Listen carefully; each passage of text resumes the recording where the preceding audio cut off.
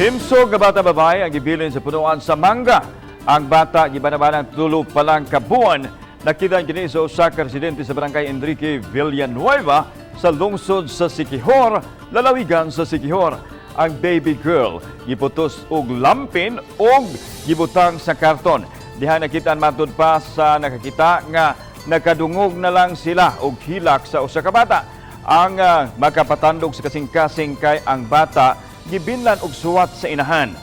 Namilin-bilin ang mama nga dili siya taga Siquijor. Gisaysay niya nga ang sirkumstansya nganong naadto siya sa isla.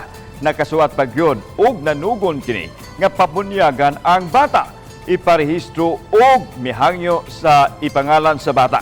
Nangay usab siya og pasaylo sa baby girl nganong gibilin niya kini.